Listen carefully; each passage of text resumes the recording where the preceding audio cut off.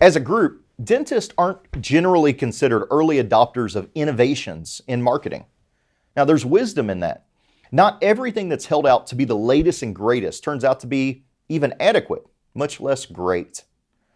Too many dentists, though, are still marketing the way they were 10 or 15 or 20 years ago because that's how they've always done it.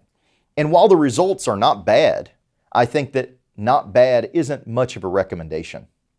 After the break, I want to talk to you about traditional dental marketing and why that approach is going the way of the dodo and what you should be doing instead.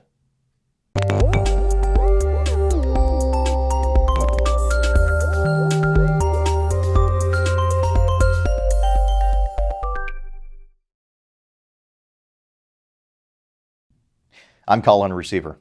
Thanks for watching the Patient Attraction Podcast. Now, I've been around dentistry since I was a kid, and I remember hearing about the bad old days of dental advertising from my father.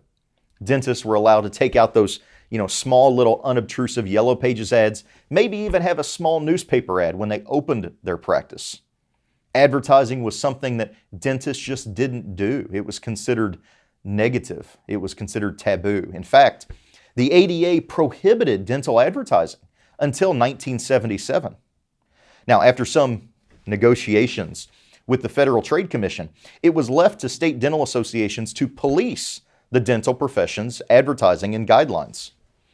Dentists gradually embraced the newspaper ads, television, radio, direct mail campaigns. Now, today, of course, dental advertising is everywhere, but a surprising amount of what's out there just hasn't evolved much over the years. A lot of dentists use the world's most sophisticated mass marketing tool, the internet, like it's a newspaper or a billboard ad or a yellow pages ad.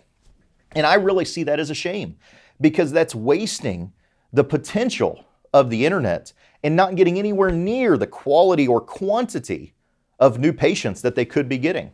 Now, here's a case in point. When was the last time your dental website was updated? If you're like the great majority of dentists, the average is somewhere between 5 and 8 years, which is an eternity in internet time. It's like dog years. The rules of search engine optimization that were in place when your website went live don't even exist anymore. The rules for producing what Google considers quality content have changed drastically. Even the rules for online ads have changed. Basically, if your website is 5 to 8 years old, your website doesn't look anything like what it should look today. If your website hasn't been updated in the past 18 months, it's approaching being obsolete. Now, to put this in old-fashioned terms, it's like your ad is in a lottery every day for space in the newspaper. If you don't win that lottery, you lose, and nobody will see your ad or learn about your practice.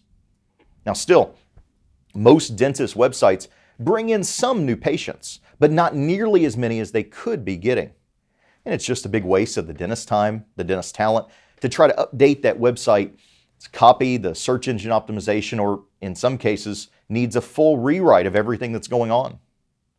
Dentists simply don't make money writing content and doing search engine optimization. Their most profitable activity. They make money by seeing patients and solving dental problems. So, from my view, it makes sense for the vast majority of dentists to hire out their SEO and their content creation. Now, quite a few dentists balk at the cost of doing so, but they haven't done the math. If you divide the total cost of bringing your website current by your average case value, you'll see just how few new patients you need to break even on the cost. Now, there's one thing to be careful about, though. Not all SEO companies and not even all marketing companies get dentistry. Neither do all copywriters, for that matter. What works in a manufacturing or a used car industry isn't going to work for dentistry. Different audiences have different needs and requirements, and they need a different approach.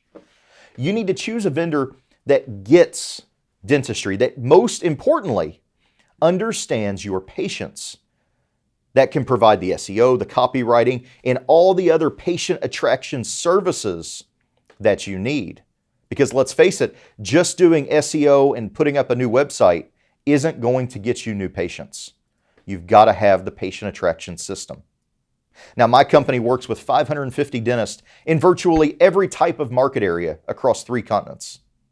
We help them get more patients, in many cases, better patients. And ultimately, we help dentists get more freedom to live the life that they want to live, to help them thrive. Our industry-leading patient attraction system provides everything I mentioned and a great deal more. Listen to what Dr. Luke Perigo from Alabama had to say about his experience with our patient attraction systems.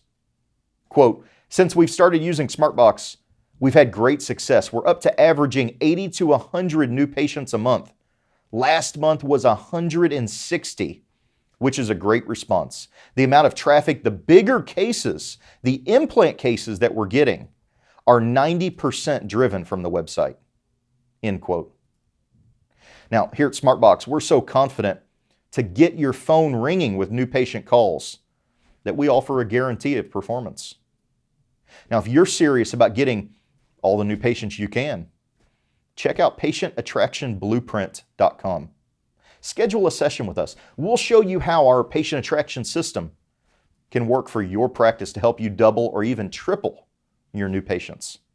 Or, I guess you could keep advertising like it's 1985 and just keep settling for the results you're getting today. Join me for our next podcast. Until then, keep moving forward.